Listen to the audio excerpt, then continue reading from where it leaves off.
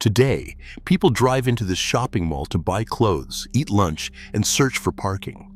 But on a rainy morning in 1927, Charles Lindbergh aimed an overloaded airplane across this former airfield and tried to reach Paris. The ground was muddy. The aircraft bounced during its takeoff run. Lindbergh barely cleared the obstacles ahead. 33.5 hours later, he landed in France and became the most famous pilot in the world. Less than 25 years later, the airport was closed. 5 years after that, shoppers replaced airplanes. How did an airfield that changed aviation disappear so completely? Today, the answer lies beneath millions of square feet of asphalt and concrete in Nassau County, Long Island. Over 200 stores, multi-level parking garages, and suburban ring roads form the Roosevelt Field shopping center. For millions of weekly visitors, this landscape represents retail rather than aviation. Department stores, manicured lawns, and office blocks have completely erased the physical structures of the airfield. Yet, while the runways were entirely paved over, the name Roosevelt Field survived. It remains as a geographical artifact, carrying a label from an era of canvas-winged biplanes into the modern age of suburban commerce. The natural geography of Long Island dictated this transformation long before asphalt arrived. The Hempstead Plains offered a rare expanse of flat, treeless grassland stretching across Nassau County. The region's sandy loam soil provided excellent natural drainage, ensuring the sod runways remained usable even after heavy rains. In the early days of aviation, fragile wood and canvas aircraft did not require paved runways. They needed only these broad, unobstructed stretches of grass and dirt to take off and land safely. Just 20 miles from Manhattan, this natural airfield quickly attracted military planners, flight schools, and pioneer manufacturers. During the First World War, the U.S. Army Signal Corps established a major training base here, naming it Hazelhurst Field. Over the next 3 decades, a confusing cycle of boundary shifts, private sales, and military reacquisitions split and renamed the flat prairie. Nearby parcels evolved into Curtis Field, Mitchel Field, and the civilian site of Roosevelt Field. Though these airfields shared the same winds, overlapping borders, and sandy soil, they served different masters, confusing local residents as ownership changed hand after hand. In 1919, the operators of the airfield chose a name that would outlast the runways themselves. Roosevelt Field was named to honor Lieutenant Quentin Roosevelt, the youngest son of President Theodore Roosevelt. Quentin had left Harvard to join the United States Army Air Service, deploying to France as a pursuit pilot during the First World War. On July 14, 1918, his Newport fighter was shot down during a dogfight over Camery, France. He was killed in action at the age of 21. The renaming of this Long Island site turned a wartime training ground into a lasting memorial. In 1919, French-American hotelier Raymond Orteig offered a $25,000 prize for the first nonstop flight between New York and Paris. For 8 years, the challenge remained unclaimed.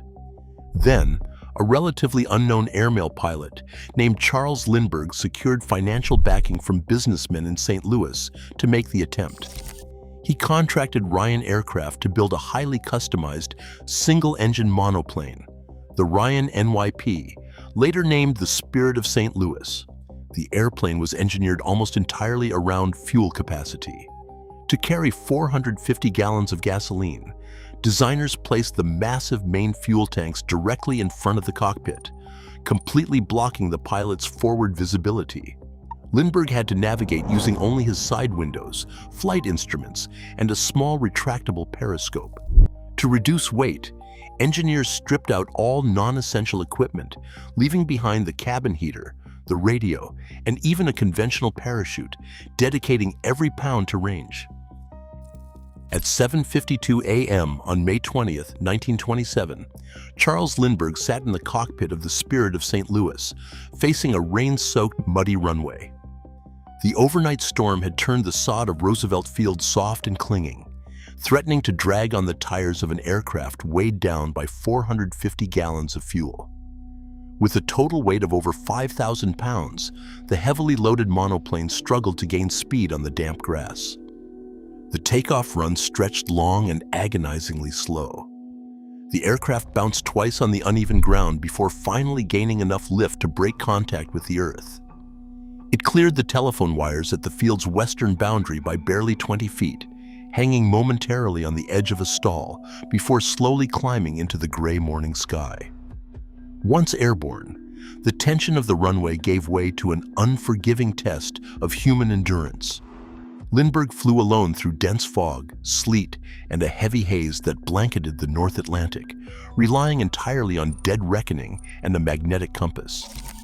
Fighting off severe sleep deprivation, over 33 hours and 30 minutes, he covered roughly 3,610 miles before landing at Bourget airfield near Paris on the evening of May 21st. This flight secured the $25,000 Orteig prize, capturing global attention and permanently binding the name of Roosevelt Field to this legendary event. Long Island became the epicenter of American flight, a center of aircraft design, manufacturing, and experimental testing. At the core of this network sat Roosevelt Field. In the late 1920s, Russian-born aviation pioneer Igor Sikorsky operated an engineering laboratory on the north side of the field, building and testing S-38 and S-39 flying boats. By the early 1930s, the site had grown into America's largest and busiest civilian airfield, supporting over 150 businesses and 450 aircraft. Yet the very progress the field fostered made its design obsolete. The lightweight wooden planes of the early era gave way to heavy commercial airliners. These modern transports required long paved runways, passenger terminals, and radio navigation systems that the landlocked field could not support. Newer municipal airports soon captured the market. LaGuardia opened in 1939, and Idlewild followed with massive tracts of land for expansion.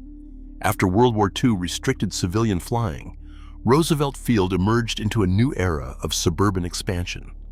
Surrounding housing developments crept closer, bringing noise complaints, while skyrocketing land values made the open acreage a prime target for commercial developers. In 1950, a real estate consortium led by Walter H. Hoffman purchased the 260-acre airfield for $3.2 million. The final windsock was lowered on May 31, 1951, officially ending decades of flight operations before the jet age began. Displaced businesses and pilots quickly departed, ferrying their remaining aircraft to nearby Republic Airport and Mitchel Field. Meanwhile, Nassau County was changing rapidly. A massive wave of post-war housing brought thousands of families to the area, fueling a rise in automobile ownership and a demand for modern roads. The open, flat geography of the Hempstead Plains, which once gave early airplanes room to fly, now made this vast tract of land the perfect location for stores, parking lots, and cars. On October 2, 1956, the Roosevelt Field Shopping Center opened, replacing hangars and runways with retail space and parking for 11,000 cars. The land, once designed for aircraft, was reshaped around automobiles, transforming the Roosevelt Field name into a suburban retail brand. Today, almost all physical evidence of the airfield is gone. The original spirit of St. Louis resides at the Smithsonian, and the Cradle of Aviation Museum preserves Long Island's flight history. Though a few markers remain, visitors cross this ground without recognizing its past. The story of Roosevelt Field is not merely about a runway that vanished. It is a living illustration of how geography, technology, and economics intertwine to reshape community identity. As we walk the polished floors of the mall, we tread upon the same soil that once echoed with the roar of engines and the daring of a young pilot who dared to cross an ocean. What other forgotten aviation sites across the United States have undergone similar transformations?